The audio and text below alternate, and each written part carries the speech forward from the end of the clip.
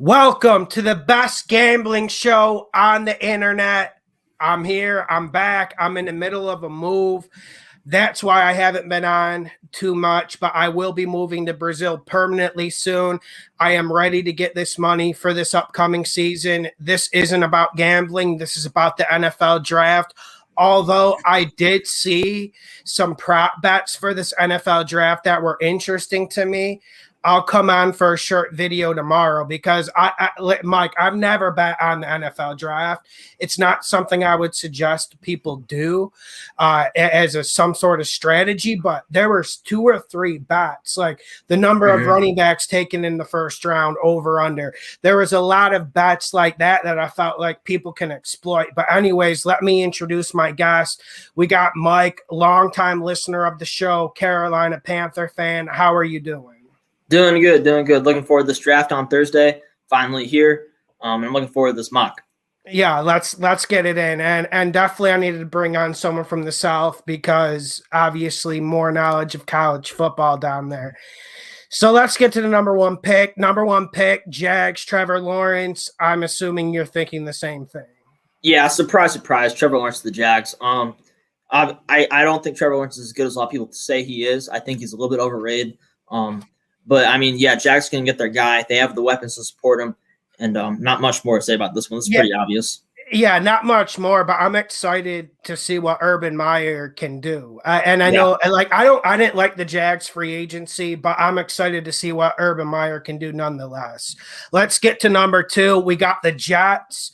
Now, some people think this is set in stone. I personally would set it in stone if I was the Jets. Zach Wilson, BYU. For me, Zach Wilson is nasty. And when you talk about the NFL, I think one thing people need to take into account is your ability to throw it on the run. Then second of all, pump it deep. He can do both. The accuracy, I saw some people saying he has great accuracy, some people saying he's trash. I watched 2 games of his, and I was rather impressed. Plus, when you're playing at BYU, it's not like you have dogs on the outside or Julio Jones or black dudes from Georgia. You literally have Mormons on the outside trying to work open against coverage. Zach Wilson, number 2 for the Jets. But if any team could mess this up and fumble it, it would be the New York Jets. Yeah, I have them going Zach Wilson too, but I will say they're picking Zach Wilson, but they better get him help because I mean you don't want him to have to do what Sam Darnold was doing. I think that's what you can try to avoid at all costs. So I think they're going to make this pick. It's pretty set in stone, but all I'll say is you better get offensive line and wide receiver in the next 2 picks. Well, and okay, wide receiver is one thing, that's an obvious, but I think another thing people aren't understanding.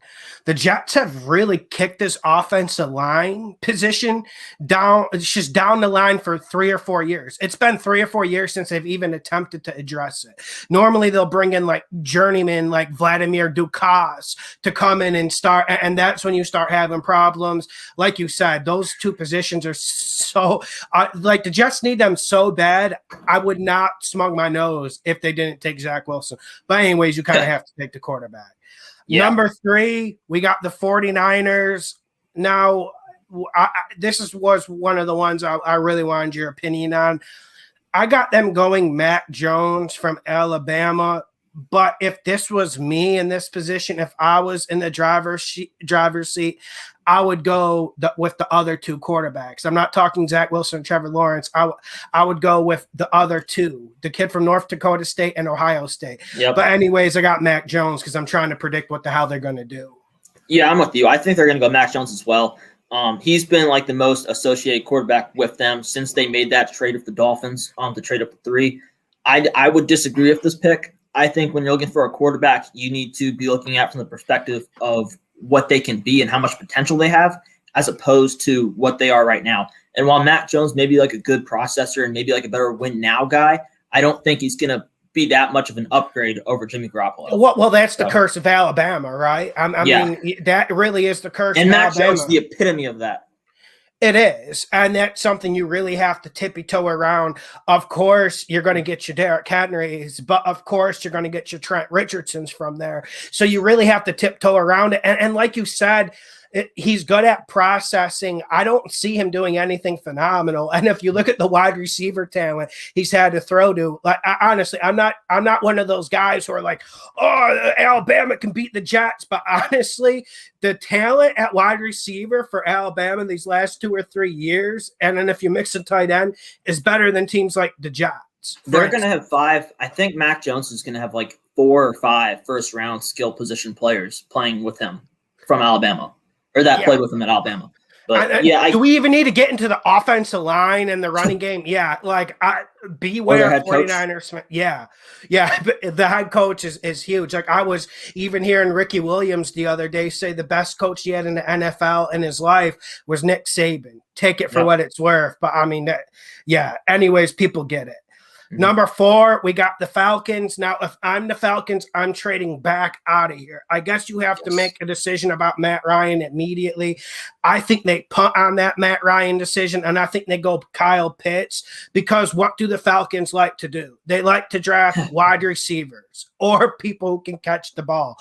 Falcons go Kyle Pitts. You have a different opinion? No, I have the same thing as you so far. I'm going Kyle Pitts as well, and if I'm the Falcons, I'm either taking a quarterback or trading out of here. Frankly, if you're trying to win now with Matt Ryan, I think you just need to trade back, get as many, get defenders in here, get a Patrick Surtain, get J.C. Horn, get one of them. But I don't think they're going to do that. Like they are. It's frustrating because how many years have they lost? Around? Yeah, and how many years have they lost? Go on. How many years have they lost games with like 40 to 39? Like, how many times have we seen that? Or how many times have they blown a lead because they can't cover downfield? Yeah. How long has their pass rush been not even mediocre, below average every single year? For real. Yeah. And I get it if, like, the offense was the problem, but I don't think it is. And I don't think Matt Ryan is Matt Ryan is his problems, but, I mean, he's not going to hold the team back. It's a coaching and defense problem. And also it's a lack of personnel problem on defense. You can't even blame some of the shenanigans that happened last year on defense on any sort of coach, even though I can't stand Dan Quinn, never liked him. Really, Kyle Pitts, man. Okay, we got to talk about Kyle Pitts for a minute. I'm not saying he's going to be like Vernon Davis. I'm not trying to spin that narrative. I just don't think he's a slam dunk dude you take because he's on the board for you. This really isn't a position of need. Falcons got a pretty decent tight end core. Come on now. Yeah, I think Kyle Pitts is going to be pretty good. This is kind of a hot take, but I would say if there's one player in this draft who is the person most likely, if I was making like a gambling odds of who's most likely to get in the Hall of Fame, I would probably say Kyle Pitts, just because I see that potential and I see what he can do like as a pass catcher at that size, and that really impresses me. So I'm buying into the hype. I do see what people are saying though with the size issue, and that he does struggle more on the inside as opposed to like on the outside as a receiver. But I still think he's very good. Yeah, but I wouldn't take him off if I was the Falcons. No, they need to trade down, but they're not going to do it. Number 5, we got the Bengals. I'm really excited about the Bengals. We won a lot of money last year with them covering spreads. So listen, I want them to go with Penei Sewell, or I want them to go with Slater. But we know what the Bengals are going to do. They're going to go Jamar Chase, LSU. It's Joe Burrow. They're going to go that. Like, even though it's going to happen. And listen, let me defend the Bengals before they make this pick and everyone gets mad and saying they're not going to protect Joe Burrow. Okay, one of the best positions to draft in the second, third, and fourth round in this league, and I believe there's data to back this up, but I don't really need it, is offensive line. Yes. And I never like taking big uglies in the top 10. Like, sure, it worked out when the Washington no-names got Scherf, but there's always the Robert Galleries. And with these big dudes, I don't feel like there's as much as difference as people think. And the college film really doesn't tell the tale. It's very hard to judge. That's why I wanted to preface this. Well, I will say I really like Penei Sewell. And if I was the Bengals, I would totally take him over Jamar Chase. But everything we've been hearing has just been suggestion that they're going to go the other way. And I think I kind of get what they're coming from because they do need a receiver.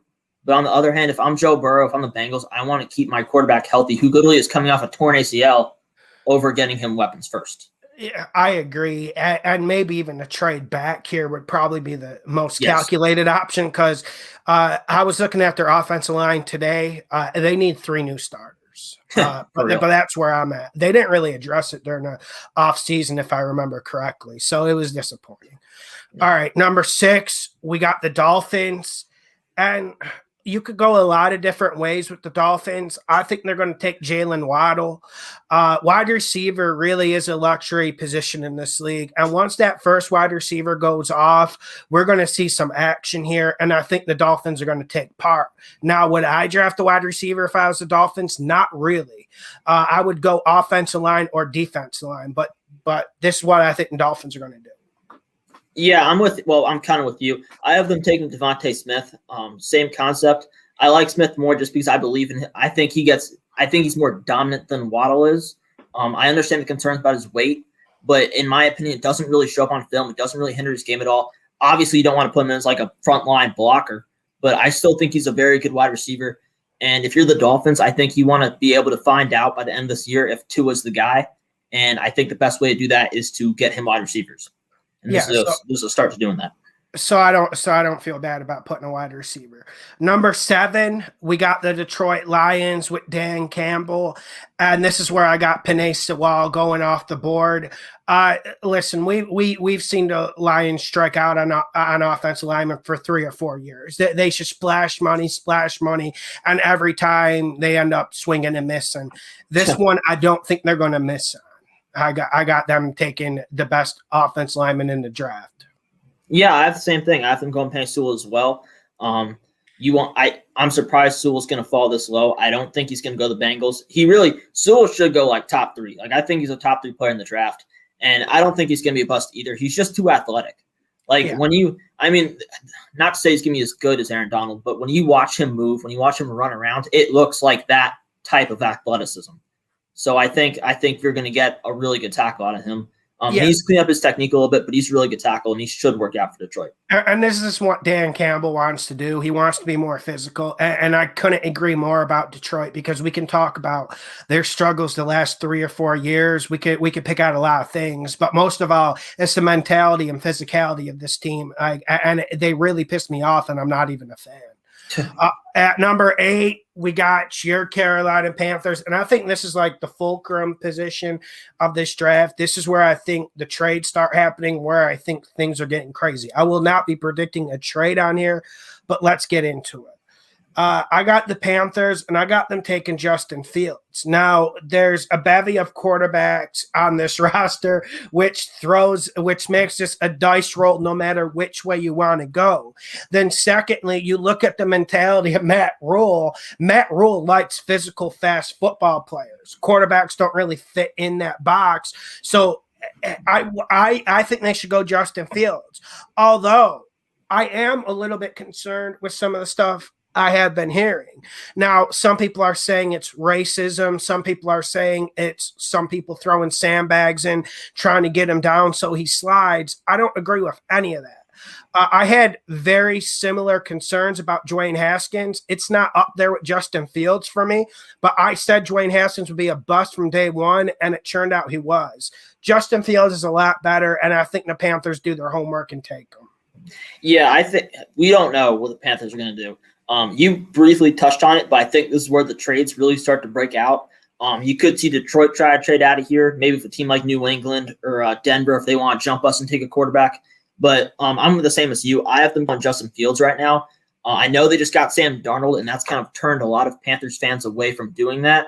But I think the point behind getting Sam Darnold was just to have insurance in case they couldn't get a quarterback. So, I like Fields too. Very good runner. I like that in him. Mentally tough. I like to see that in my quarterback, and I think that's what Matt Rule likes as well. And I think they're going to go this route. If he's not here, I imagine they're either going to hope that Kyle Pitts or Sewell falls, and if they're not there, they're going to trade back. Yeah, I don't see them going anyone else besides Fields. It's Fields or bust. It's always a good position to be in front of John Elway's team during an NFL draft because, let's get to Denver. Listen, I was right about Drew Lock. I don't want to take victory lap after victory lap, but I see another force pick here. I think they go Trey Lance from North Dakota State. I like Trey Lance. And we saw what happened with people like Josh Allen and Carson Wentz when they came from small schools. Like, yeah, they came in and they blew through the league at times. Carson Wentz, we don't know what's going on with that right now. But I think Trey Lance is a good risk. But I don't like this Denver Broncos program. I don't like the coaching staff. I don't like the atmosphere. I don't like the other positions on the team. So I think this might be our biggest bust. Trey Lance to Denver. Yeah, I like Trey Lance, but you don't know what you're going to get at him, and I have him going here too. But the thing with him is he played one season a year ago. He played very well. He showed a lot of potential. He's a great runner, but I mean that was 1 year as a freshman, and he didn't really play any good teams, and you really just don't know what you're going to get with him. And do the Broncos have a system to groom someone like that? It just seems like a bad place for him to go. And no one wants to talk about Denver, like, because there's easy places to pick, like the Jets, and you can make fun of the Bengals. Although I wouldn't make fun of the Bengals because I think they're actually more serious than people think. But it's easy to dunk on the Washington no names. Like, it's easy to dunk on them. But seriously, this Denver Broncos situation is terrible for a young quarterback. Yeah, I'm with you. They have good receivers, but I don't think they don't have they have a solid offensive line, but it's not like top of the world or anything. And you may have to check me on this, but I don't think they have a top tier offensive coordinator either. I know they have a defensive minded head coach in Vic Fangio, and I have my questions about this pick. Yeah, I completely agree with you, and their offense is terrible. Like, even though the talent's not that bad, their offense is terrible. So that's one thing to keep in mind. Number 10, we got the Cowboys, and this is one I'm excited about. And I think they're going to go Pat Surtain. I'm not buying into the rumors about Kyle Pitts. And then again, when you look at this defense, if you take Kyle Pitts or try to trade up for him, you're on drugs. This defense needs to be addressed, and this is the easiest way to address it. And for me personally, it's the safest way to address it. Yeah, I'm with you. I have Surtain going here too. Except I will say I completely believe everything Jerry Jones is saying about Kyle Pitts. I believe he's in this for the fireworks, not really to win, if that makes sense.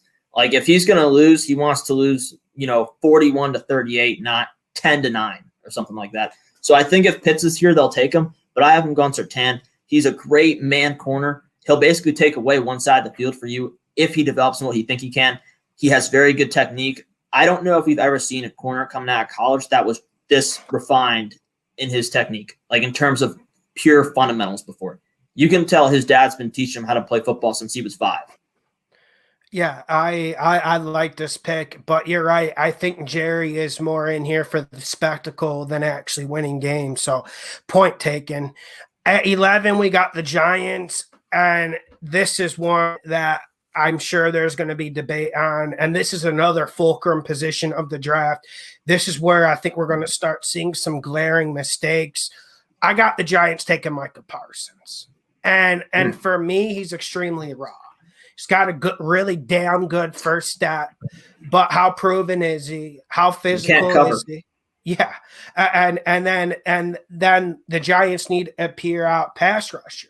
And they're building him up like he's going to come in here. He's a 10 sack a year guy. I'm not seeing that, but I think Gettleman wants him, and I think Gettleman gets what he wants. Well, I know my man Dave Gettleman, and he wants an offensive lineman. So I think what he's gonna do. I have him going Rashawn Slater here. He's a very good tackle. I like him a lot. Wouldn't that be technique. Too good for the Giants? That would actually work. There's no risk involved with that. But this is an offensive lineman. Like, we said the same thing last year with Isaiah Simmons when everyone's projecting him to go to the Giants, and then Gettleman took an O-lineman. The way I see it, that O-line still isn't very good, and until they get it fixed, I got Slater going to the Giants.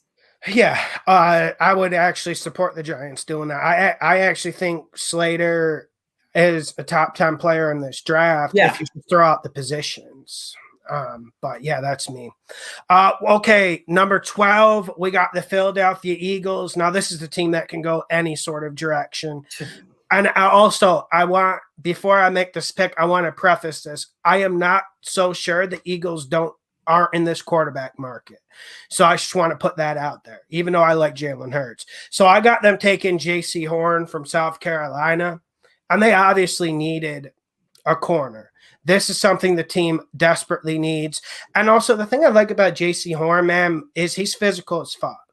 And I'm not sure about his height off the top of my head, but he's got really good wingspan. He plays big. I think that's something that the Eagles desperately need. I would be happy if I'm an Eagles fan and got Horn.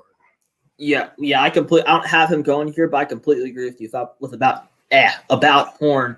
I think he's the best corner in the draft. Honestly, I think he's better than Surtain just because of everything he can do. But I got the physicality. Yeah, I got the Eagles taking Jalen Waddle here, though. I think that if you're gonna roll with Jalen Hurts this year, you need to figure out. Similarly, the Dolphins, you need to figure out if he's your guy. And I think in order to do that, you want to surround him with as much talent as possible. And reports have been supporting this as well, saying they're going to go with Waddle. So I got him going here, the Eagles. I wouldn't want to argue one bit. I like Waddle too. Now we're going to get to the Chargers, and I got them taking Slater. This is just the best man available type pick. You got Herbert. You need to protect them. And one thing you always know about the Chargers, they always need offensive linemen. Chargers get Slater here on my mock draft, although I don't think he should be dropping to 13. It's just how it's going to play out. Yeah, I had Slater going the Giants, and I do have them taking a tackle, though. I have them going Christian Darrisaw. I think in terms of like the safest, slam dunk, not going to be a bust pick as far as linemen to go in the draft, I think it's Darrisaw right now. Darrisaw is the most physical man in this draft. I think that's – I'll come back with that later. But I think Darrisaw is the safest pure pick. He doesn't screw anything up, and he does get lazy at times on plays. Like he'll have some issues with fundamentals and stuff. But overall, there's not one big standout glaring weakness in his game. Well, he's country strong.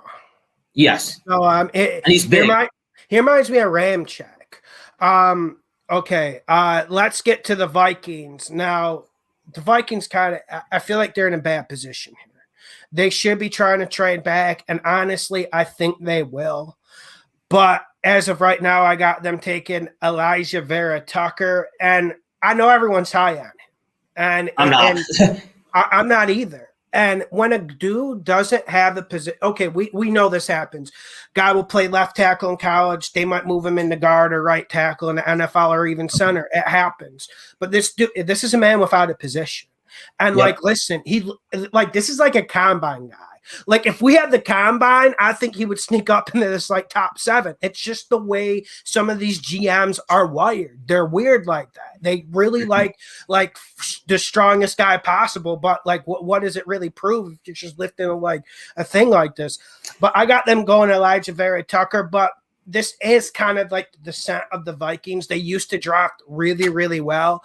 And Justin Jefferson saved the draft last year, but I think this is a signal of the decay of the Minnesota Vikings. But let's see how it goes. Yeah, I have them going Kwity Paye here. But I've heard Elijah Vera Tucker linked to the Vikings a lot. And I think if there's any team he could fit with, it's the Vikings. Because I don't think Vera Tucker's going to work out well as a tackle in the NFL, but I think he could be a good guard. He's pretty physical and he's very strong, so I think he could pull it off there. And the Vikings just happen to need both, so maybe it could work out. But I have them going Kwity Paye, big power rusher. He's like the raw. How is Kwity Paye? Yeah, that's what I was saying. Like I was about to say, he's the rawest player in the draft. Yeah, this is not a very good defensive line class, but he does have talent. You can see it on tape, and I think the Vikings are going to go with that here. Just try to expand on that pass rush. Well, they certainly need another dude up there. Now, I think this is one everyone's watching. I know our gamblers are rubbing their hands because this Patriots thing is something we can take advantage of. I would prefer it be a really good, powerful pick to get this hype up like people did last year. Get this hype up so we can just keep betting against the Patriots against the spread. So 15, we got the Patriots. I actually got them going Devonta Smith, and I think Hoodie's going to pull it off. I don't think Hoodie's going to trade up for a quarterback, but as of right now, who the hell knows? Yeah, the Patriots are the biggest wild card in this draft, I feel like, because they could literally do anything. There's nothing that like they could trade up as high as 4, I would say, and try to snap a quarterback to replace Cam.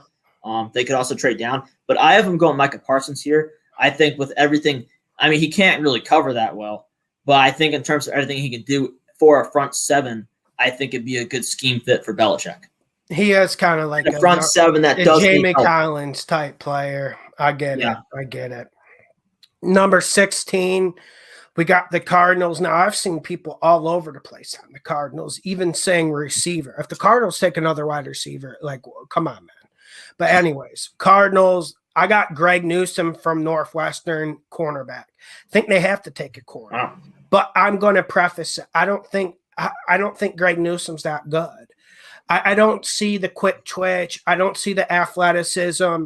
He's pretty good in the air when he's high pointing a football. He's smart. He's really smart. I mean, all Northwestern players are pretty high IQ, but I don't know if that's enough to get me excited about this. This is the part of the first round where we really have to start rolling dice, and I think they go for Greg Newsome, although I would go towards the running back position, even though it's a little bit high at 16.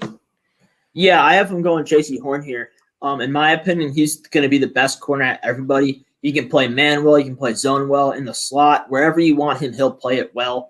I thought the best thing that I saw from him is just his ability to improve, like, over the years. Like, you saw him, I believe it was a year ago, get absolutely destroyed by Alabama, and then he came back this year and looked a lot better against them. He competed against all sorts of competition from Bama, Alabama's receivers to Kyle Pitts. And I think if he falls to 16, this is going to be a slam dunk pick for Arizona. Yeah, I would like that. I have him off the board way earlier. So number 17, actually, dude, Horn's gonna like, if me and you both like Horn a lot, I could see him actually even going like before Surtain, as crazy as it sounds. I could see him. This would be slipping for him. I could see him going to the Eagles. I could see him going to Dallas. There are a lot of places. He could even go to the Chargers. Like, that's what I'm saying. And I mean, like, if the Panthers took him at 8, I wouldn't even put that beyond their own possibility. That's what I'm saying. Like, when we get to this Philly Chargers Vikings pick, man, I think there's going to be some trade action to get up in here, especially if Horn's on the board, especially if, like, even if Devontae Smith, I got him dropping to the Patriots, but I could see someone coming up and getting him. Okay, let's get to the Raiders now. Raiders fans, I had to eat crow on this. I like doing victory laps when I'm right, but I had to eat crow on this. I have lost all faith on this organization. And yes, I show respect. Respect is due. This Raiders team has lined our pockets for the last 2 years, and we can't complain about it. But I feel like this is reaching a point where the wheels falling off, the back wheels falling off, and we're going to see this thing fully decay. A part of that is going to be them picking Caleb Furley. Not a huge fan. Corner from Virginia Tech. Because the Raiders like drafting guys who, A, do the right things, B, have a good attitude, C, love football. But unfortunately, the talent never gets into that mix and that jambalaya. And Caleb Furley is a Mike Mayock, John Gruden guy, especially if they need a target corner. And then if some of these corners come off the board before, the Raiders they haven't shown that they're smart enough to just say, okay, let's go to plan B. Hell, let's move out of here. I don't trust the Raiders to do any of that. They will go with a forced pick. This will be the forced pick of the first round, Caleb Furley. Yeah, I can't say it's Stu's name. If Micah Parsons was here, I could see them doing that. But I had him going JOK. And I think he could very well be the best linebacker anyone here. He doesn't really have a weakness in his game. Similar to what I was talking about with Christian Darrisaw. There's nothing that really stands on a film that's bad about him. So that's who I have him going with here. They need to improve that front seven badly. They do. So I think that would be a good start, getting your linebacker in here to come in here and at least fill the gaps and compete. Man, but if you're a Raiders fan, you're just like, we've been saying this about the defense for like 2 or 3 years. It's been longer than that. Well, yeah, true. But it still feels like ever since they traded Khalil Mack, okay, the defense is a little bit improved. They can cover spreads for us and whatnot. But this is still a below average defense, and you feel like they're in quicksand a little bit. They're just in the same place. Okay, let's get to 18. I'm going to Dolphins, and I'm going to a guy I absolutely love, Jalen Phillips. Really raw. Some people question his love for the game, but I see pure athleticism. I see pure nastiness, and I see a dude who wants to get at it. Now, now I know there's questions because didn't he clash with Chip Kelly in college? Yes. I think Phillips is just going to get after it. Like I see a dude like who's raw, kind of like Danielle Hunter, but the Vikings stole him in the 3rd round. But no defensive ends this year, so it is what it is. You're going to have to roll the dice for one. I got Miami getting Jalen Phillips, and they absolutely need a defensive end, probably more than anyone in this 1st round. Yeah, at least at this point in the draft. I cannot say this dude's name, but I have them taking Azeez Ojulari. Like you said, the Dolphins desperately need a pass rusher, and I think like right now, this might be the best pure pass rushing defensive end in the draft. So that's who I would have them going with here. This should help them at least get a competitive pass rush going here, and that's who I got going with them. Okay, good. And I agreed with you. It was a toss-up. I just figured they would go the more raw dudes. Yeah, you like him though, right? Yeah. I like both of them. I got the Ravens stealing him pretty late in the 1st round. Yeah. Number 19, we got the Washington no names. And from what you said, you kind of sold me a little bit more on him. I got Christian Darrisaw, man, and when you look at this no-names team, one thing that really disappointed last year was the run game. And if Darrisaw can do one thing, he can go forward, he can maul, he can put his face mask on someone else's face mask and win a battle. That's what they need. Now, like you said, the fundamentals are sloppy. The first step out of the pass rush, on the speed rush, is pretty sloppy. He's so strong. He can just like lift out one paw and take the defensive end off track. But we know in NFL, I just feel like, and this isn't an effort thing, but I just feel like he takes plays off. Like in terms of technique, from a technical perspective, I feel like that's what he does. Because he looks perfect sometimes, and then he looks like crap on other times. Well, I heard some people saying he's out of shape. I mean, you're an O lineman, like yeah, I know. Right? It's not like you're playing wide receiver over here. Yeah, who you got the no names picking? I got him going Jamin Davis. This is another team that needs a linebacker, and I think Ron Rivera. I know for a fact Ron Rivera loves his linebackers. So he could be a guy that I could see going here. JOK would be another dude that I look at, but I definitely think that Washington's taking a linebacker here. Which one is up for a question, but that's who I got going. I would take whoever can cover better, but they need a linebacker desperately. Mm-hmm. Okay, let's get to number 20.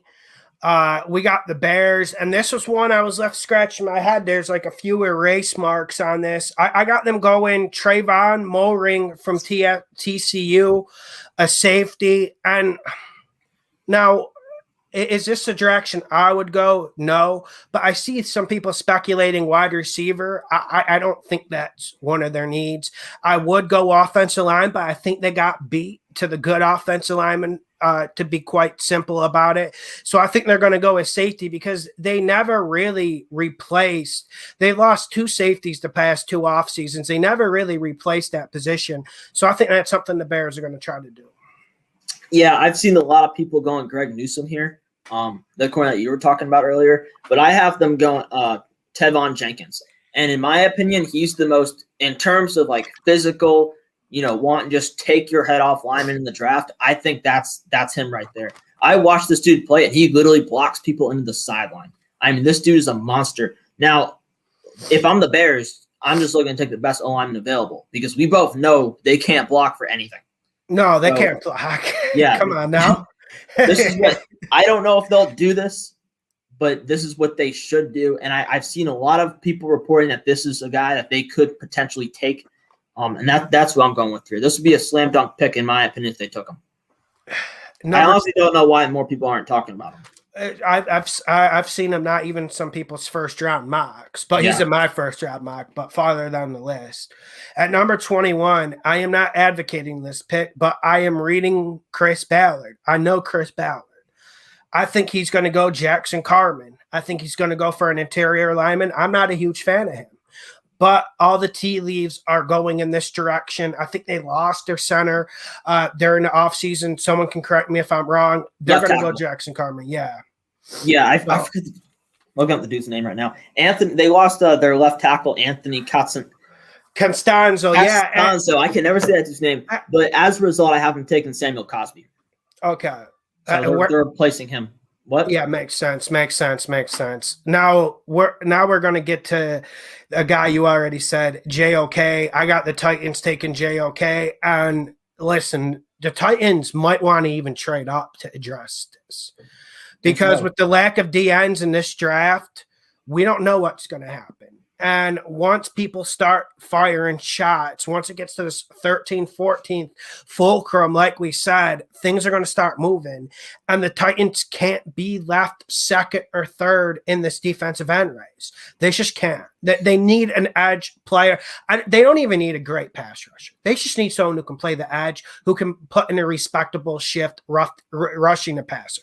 You don't need a whole lot. And I think JOK could do that. I agree. I mean, we said earlier that Miami might be the most desperate team to get a pass rusher, but I think Tennessee is right there with them because Tennessee, and this might just be because of their pass rush is so bad, but they also need a safety.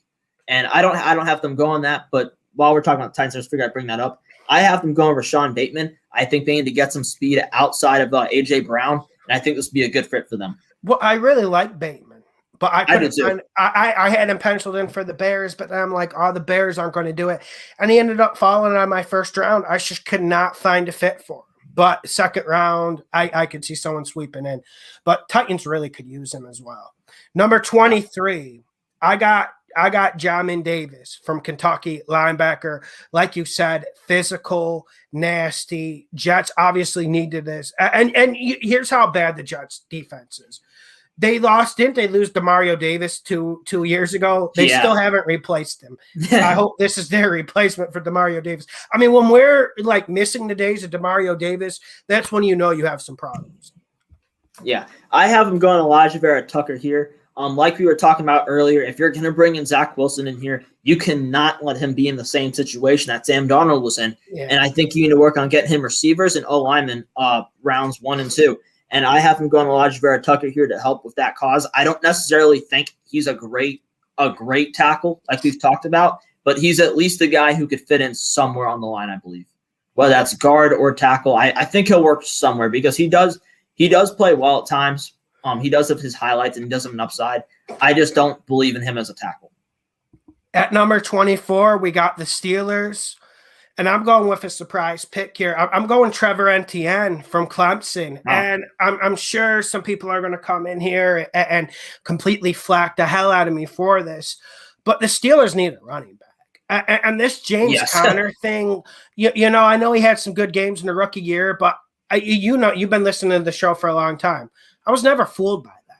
And the Steelers need a run game, and they need someone who can add a little bit in the pass game, especially with Big Ben declining in years. They're not throwing that deep ball enough. They desperately need someone who can rush the ball and catch the football. I think Etienne's that dude. I would go Etienne here. Yeah, I understand that thinking. I have them going Najee Harris instead. I just feel like that would be the better fit for them. Like when I watch Najee Harris, he reminds me of Le'Veon Bell. And with the way that organization thinks, I feel like that could be a guy they could take. Yeah, I would not be opposed. I just think they need to get. Yeah, I'd like it too. They just need a body at that position and someone who's a dog. Both are dogs. Okay, at number 25, we got the Jags. I got them going Christian Barmore, right? Barmore. Yes. The D tackle. Yeah. Okay, now how have the Jags been drafted in the last 3 years? Remember when they had those like 2 or 3 good drafts in a row? I don't trust anything the Jags put their paws on, and I think they want to go safe. They just want to get a big run stuffer because they haven't been able to stop the run in 3 years. Not at all. So I think they're going to go with the guy who can help their rush defense the most at this point. I agree. We were talking about last year about how they could possibly take Derek Brown or I forget their T tackle's name. He's on the Niners now. But we were talking about how they could take one of them. I have them going Jason Owa. He has connections with Urban Meyer, and I feel like, he has connections with Urban Meyer. Has been linked to them a lot over the offseason. I really like him as a pass rusher, and I think he can come in here and help rebuild that defense a little bit. At number 26, we got the Browns. Now, this is a big pick for the Browns. And so this is going to be a forced pick from my part. But I think one thing this team needs, they need another body to help Myles Garrett hunt the quarterback. So I'm going to go Yeah, I'm going to go Joe Tyron.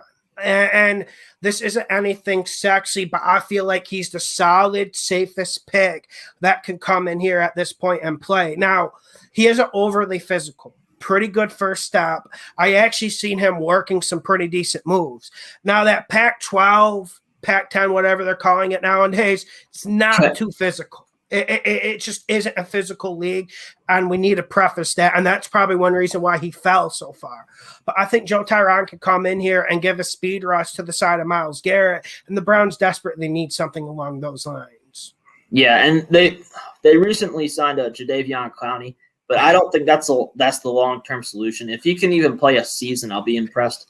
But I have them going the same direction, just a different player. I haven't taken out Gregory Rousseau here. Rousseau's good, man, but someone's going to steal the Rousseau of mine. You think he's going? You think he's going the second round? No, I think he's going to Buccaneers. Oh, well, okay. Yeah, that one surprised me either. But like you said, the Browns need another dog to get after the quarterback with Myles Garrett, and I don't think Jadeveon Clowney is the solution. And I think this is the best possible pick that they can make at this point.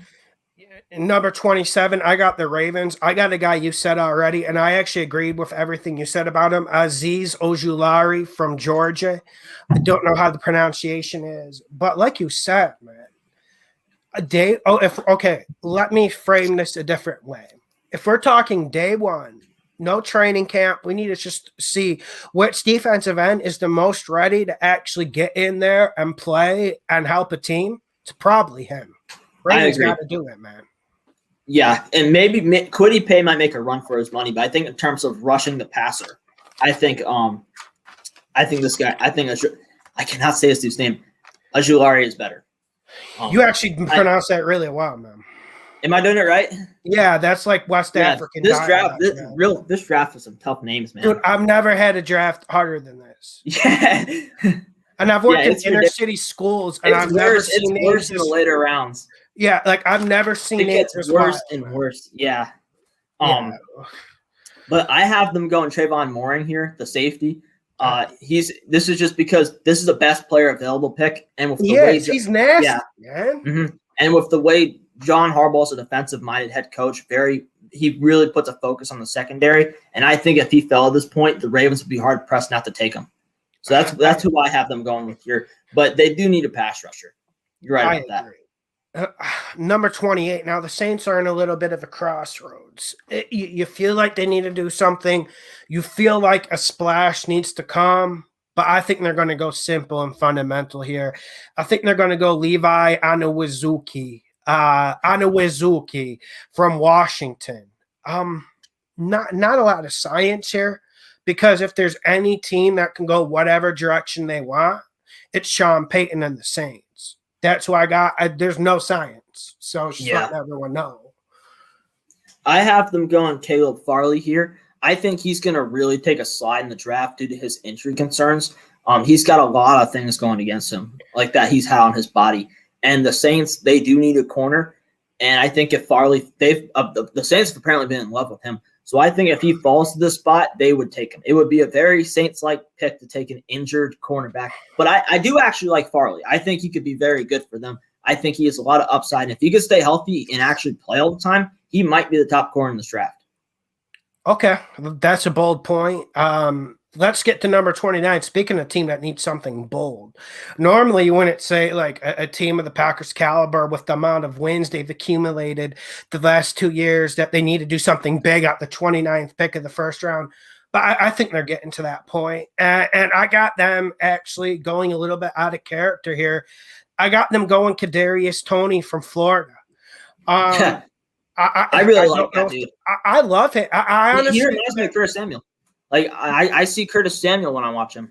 He's my third best receiver in the draft, and like when I see him, I see someone who's nasty. I see someone who you can mold. I see someone who's actually going to help in all aspects of the game, the physicality, the run blocking, but he also runs good routes.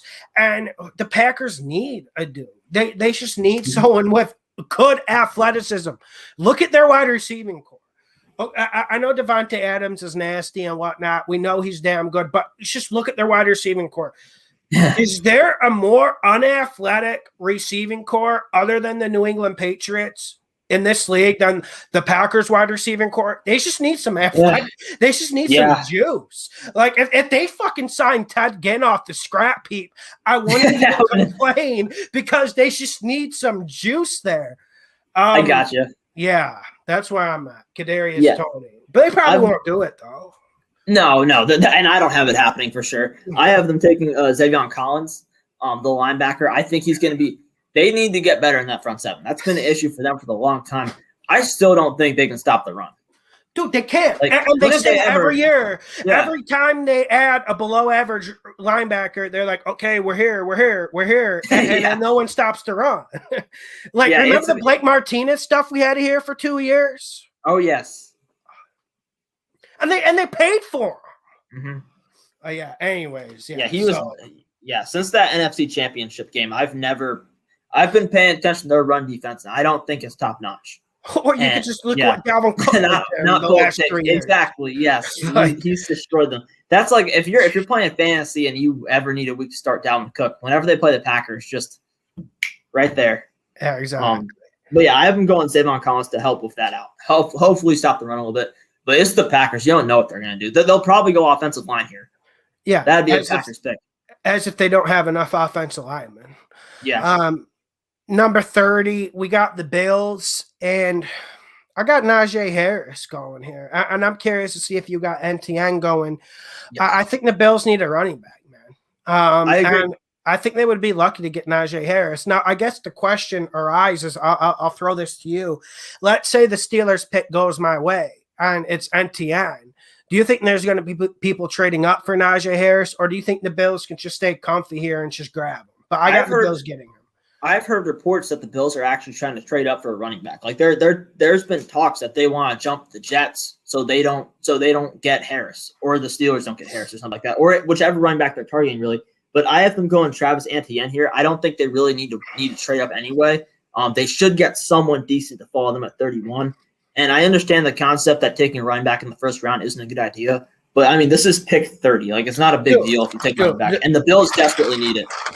Once we're past pick 15 or 16, it kind of is one big second round. Let's be realistic about it. Like, some years, no. Some years, yes. Like, for me, like last year, I felt like the second round started around pick like 21, but I've seen years where it started like around pick 13, where there's just isn't a hell of a lot of difference. Like, for instance, look at our picks for the first like 13 or 14. We were pretty close. Everything was like in line. And then you saw the fulcrum split. You saw everything split. So number 31, I got the Ravens. I got a guy you mentioned earlier, and I guess this is something I'm really excited to see. Tevin Jenkins, like you said, maybe the strongest player in this draft. I think that would be a fair categorization of him. But I got Tevin Jenkins, and the Ravens would be really lucky if they could get him. Yeah, I've got him going Terrence Marshall here. In my opinion, he's the best receiver on the board at this point. I don't have Kadarius Toney going to this until the second round, and I really like him too.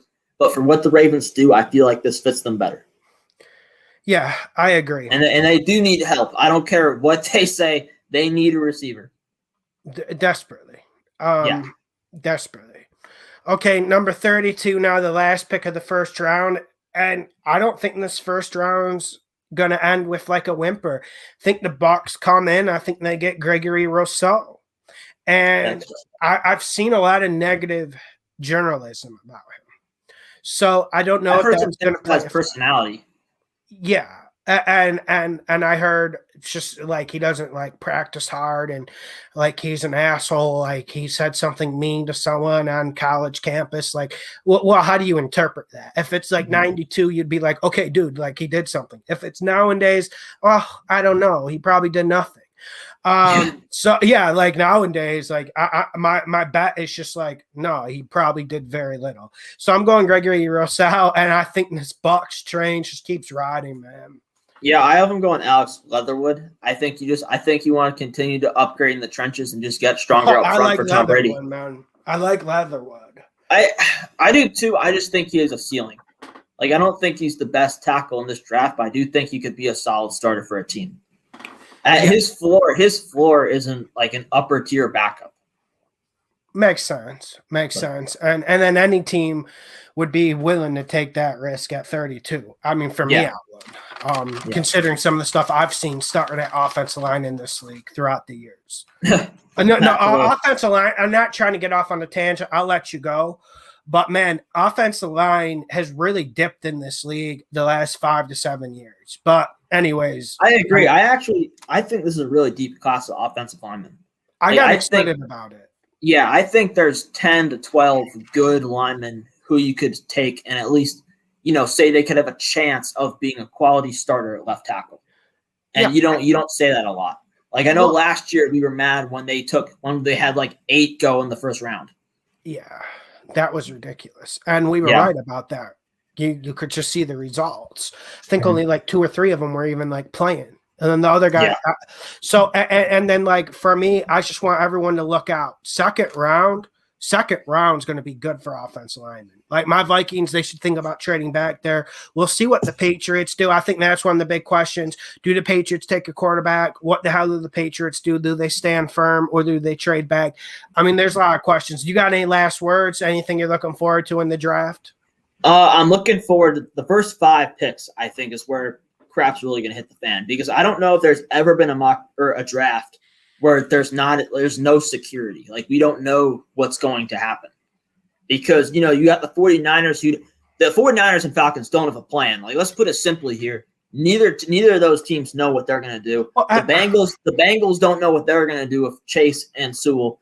The Dolphins could do anything. The Lions could do anything. The Panthers could do anything. Like, there's nothing really locked in outside the first 2 picks, and I feel like in most years that's not the case. So I'm looking forward to seeing that this year.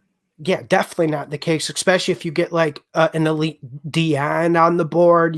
That's going to get locked in at 3. You know how that train rolls. Yeah. But yeah, and then I guess one thing. Yeah, exactly. And one thing I wanted to ask you, did you see what do you think about the Patriots? And this Jimmy G rumor, like how much is it going to take to get Jimmy G from the 49ers? It can't be a first rounder. I mean, because his contract, so I'm just wondering, do you see the Patriots doing that? Or do you think, for me, man, and I don't want to be harsh on Jimmy G, but with this roster, the way it's currently constructed, Cam Newton would unironically give them a better chance to win. I'll just let you finish with that.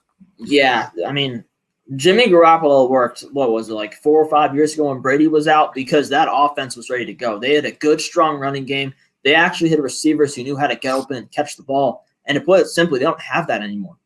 No. So, and if you think Jimmy Garoppolo is probably in the best situation in football, maybe the Chiefs have a better situation, and Kyle Shanahan doesn't want him around anymore. What do you think he's going to do with the Patriots? So I'm curious to see where Garoppolo goes. Like him and Teddy Bridgewater. I don't think Garoppolo is getting traded on draft weekend, but I could definitely see Teddy going somewhere, especially if the Panthers take a quarterback. Sorry about the people in the live chat. Someone in the live chat, I was trying to focus on the show. People on the live chat were saying maybe Teddy to Denver. You know what? Yes, that has been a rumor I've been hearing a lot. I would prefer that than this Drew Lock holding situation. I'm not a big Teddy guy. I know you aren't. You had to just watch him last year. Yeah, man, it's just a better situation than Drew Lock, especially if they're going to go with Trey Lance. That's where I'm at. Yeah. All right, man. I'll let you go. Thank you for coming on. Appreciate it, Mike. And I'm coming on after the draft. Once the draft ends on Thursday, I'm coming on and talking about it. It's gonna be like at midnight. Yeah, dude. I'm not, like I said, like I'm not going to be sleeping that night. But you know how the draft goes. You get excited, then the second round. We were like falling asleep last year. Yeah, dude. It was just insane. Yeah, that was wild, man. All right, see you later. Hit the like button, subscribe.